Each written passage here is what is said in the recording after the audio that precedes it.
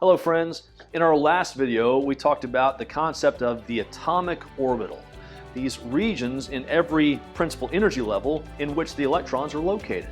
So today we're going to talk a little bit more about those atomic orbitals and how the electrons are arranged around the atom. Let's get started.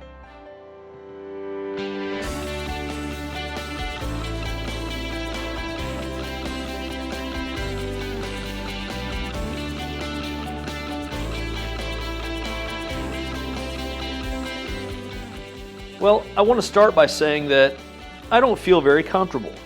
I don't feel very stable. You see, I'm standing on top of a table about, 2.5 feet from the ground, and even though it's only 2.5 feet, I would much rather be nice and stable on the ground. Well, the electrons are kind of the same way.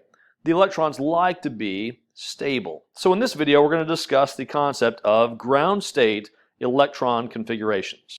But first, I'm going to get down. That's much better. Just so you know, the term configuration simply refers to the arrangement. In this case, electron configuration, the arrangement of the electrons around the atom. And today we're going to use this picture that we've used previously of the apartment building. This apartment building represents an atom with its various energy levels, and those energy levels are further divided into sublevels. We'll call them suites here in our building. Now, as we learned in our last video, the first level only has one type of sublevel, the S suite. The second level has two types of suites or sublevels, the S and the P. The third level has three types. We have S, P, and D. And then the fourth level and onward have four different types of sublevels, S, P, D, and F. Before we start talking about arranging electrons in an atom, let's talk about some important concepts to begin. There are three concepts we're going to use as we decide where the electrons are going to go in our orbitals. One is called the Pauli exclusion principle. The Pauli exclusion principle tells us that you can have a maximum of 2 electrons in one orbital. So that means you can have 1 or 2, but no more than that. Furthermore, the principle tells us that if you have 2 electrons in the same orbital, they have to have opposite spins. Yes, electrons have spin. And here's the way we designate that. To show an electron spinning in one direction, we have an up arrow. And then to show another electron spinning in the opposite direction, we show a down arrow. So when we have 2 electrons in the same orbital, we have to show them as 1 arrow up and 1 arrow down. The next rule we have to use is called Hund's rule. I like to call this one the youth group pizza rule, but I'll explain that in a minute. Hund's rule is simply this. If you have equal energy orbitals in a sublevel, like in P sublevel or D sublevel, or F sublevel, then you're going to have to distribute those electrons evenly among the orbitals in that sublevel. For example, if I have this P sublevel here, and I have 3 electrons to place in that sublevel, I can't place them like this. Even though that may seem efficient space-wise, in actuality, I need to distribute them evenly among the orbitals in that sublevel. So, I need to write them this way. And now I have an even distribution of electrons in that sublevel. The last concept is known as the Aufbau principle. The Aufbau principle tells us that electrons are going to seek out the lowest energy orbital available to them. So that means as we're adding electrons to our orbital diagram, we'll start from the bottom and work our way up. Now I will tell you we have to be careful with the way that we perceive the Aufbau principle and how electrons are actually filling these orbitals. But we'll wait to talk about that in just a minute. Using the Pauli exclusion principle and Hund's rule and the Aufbau principle, let's give you an idea of what the orbital diagrams look like for the first 10 elements. Remembering that we have to start from the bottom, that we can only have 2 in each orbital, and we can't skip any orbitals while we're placing these electrons. Now with each of these, we're going to be showing the ground state electron configuration, when these electrons are not energized. So let's start with hydrogen. Hydrogen has the 1 electron, which will simply go into the 1s orbital like so. How about helium? Well, helium has 2 electrons. Since the orbital can hold 2 electrons, we'll put both of helium's electrons in that 1s orbital. So helium's orbital diagram looks like this. It's very simple. What about lithium?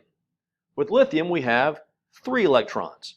The first 2 will go on the first level in the 1s orbital, but then the third one will go in the second level.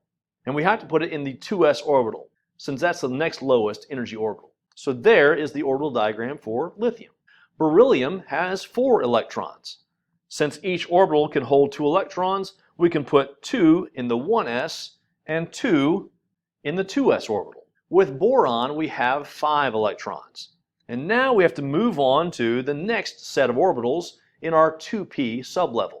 So we simply put that 5th electron of borons in the first orbital of the 2p sublevel.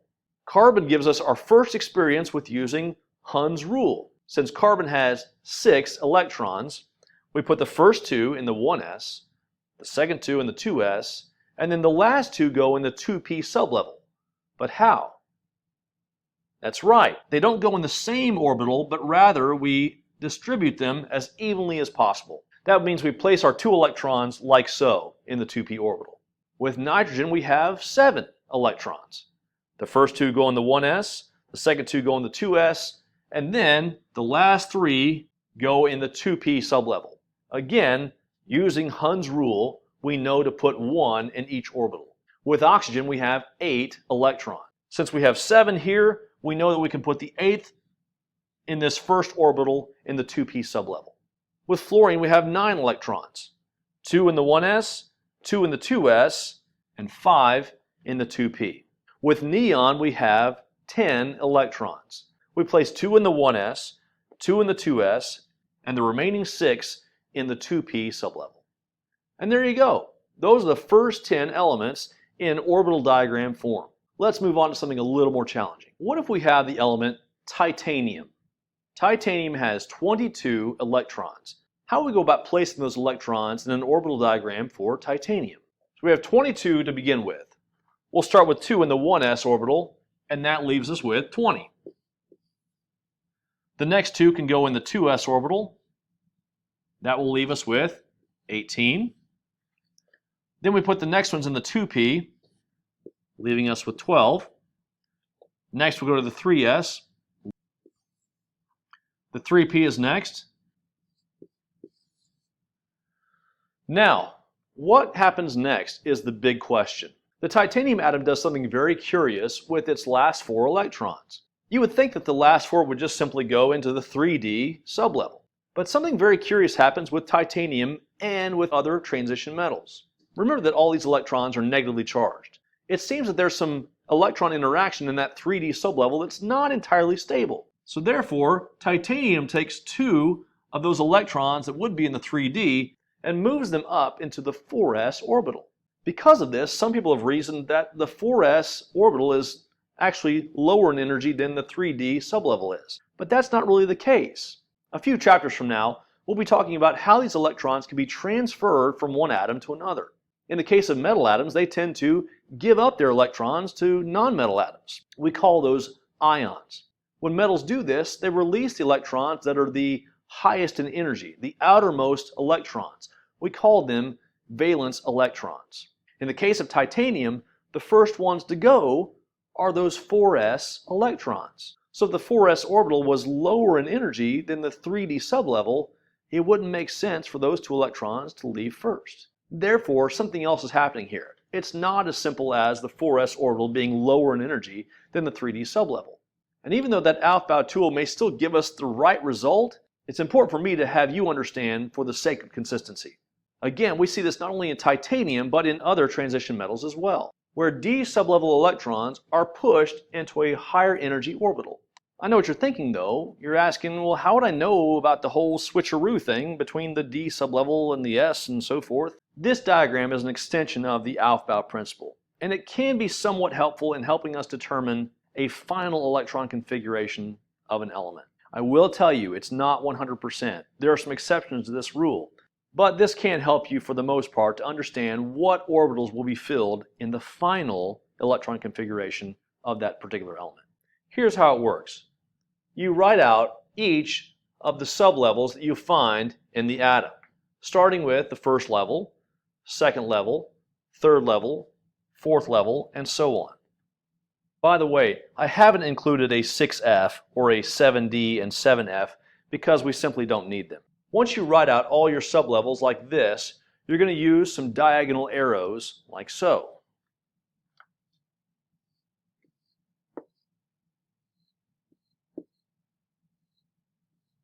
just like that. Let's use this diagram to help us illustrate how to write the orbital diagram for iron. Iron has the atomic number of 26. That means that there are 26 electrons in the neutral iron atom. Here's how this diagram works. I follow the direction of the arrows as they pass through sublevels. After I pass through all the sublevels on that particular arrow, I go to the top of the next arrow, and I follow it, passing through all the sublevels along the way. Once I get to the end of that arrow, I go to the next arrow and pass through the sublevels on that arrow.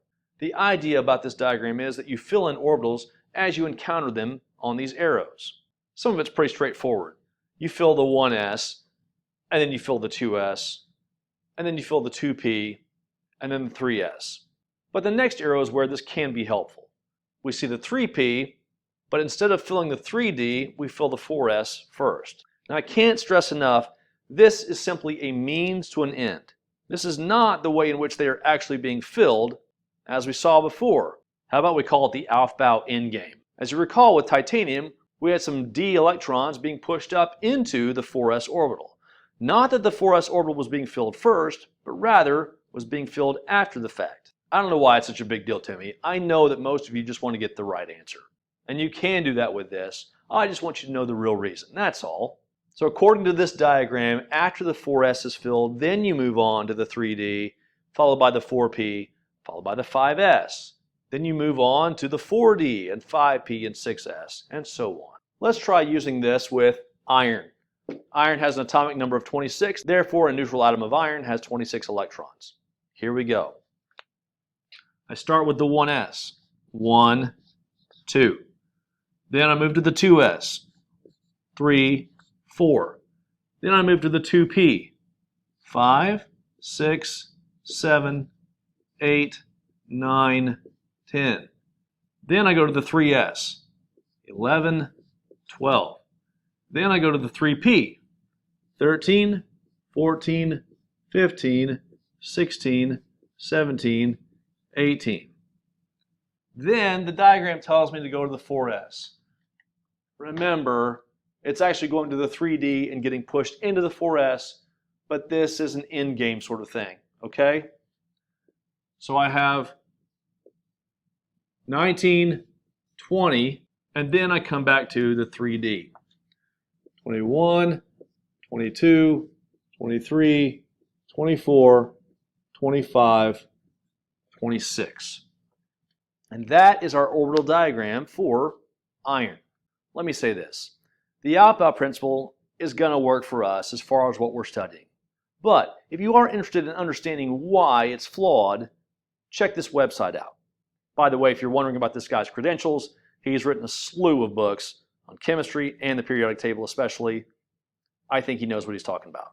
And when we use the arrows and the boxes like this is what we call an orbital diagram. But you don't have to necessarily write it in this fashion. You can also write it this way, simply showing the orbitals in their order of energy. You can also write an electron configuration notation to represent the electrons that are in each of the sublevels. This is the one for iron. I've started with my 1s sublevel. 1 because it's in the first level, S because it's the sublevel involved, and a 2 to indicate how many electrons are in that sublevel. 1s, 2. Not squared, by the way, 2. The next one is 2s, and there are 2 electrons in it as well. 2s, 2. The next sublevel is the 2p sublevel, and there are 6 electrons in that 2p sublevel. 2p, 6. The next sublevel is 3s. 3s, and there are 2 electrons in it, followed by 6 electrons in the 3p sublevel. We found that there are 6 electrons in the 3d sublevel in iron, and finally there are 2 electrons in the 4s sublevel. So, the electron configuration notation for iron is 1s2, 2s2, 2p6, 3s2, 3p6, 3d6, and 4s2. If you add these red numbers together, you'll find that you get 26, the number of electrons found in iron. Now your homework. Based on what you've seen in how to do an orbital diagram and the electron configuration notation, see if you can write an orbital diagram and electron configuration notation for silicon. It's element number 14. That's all we're doing for today. Today we talked about electron configurations and how we can write orbital diagrams and electron configuration notations. In our next video, we'll wrap up our study of Chapter 5 and our investigation of the electron. Until next time, God bless.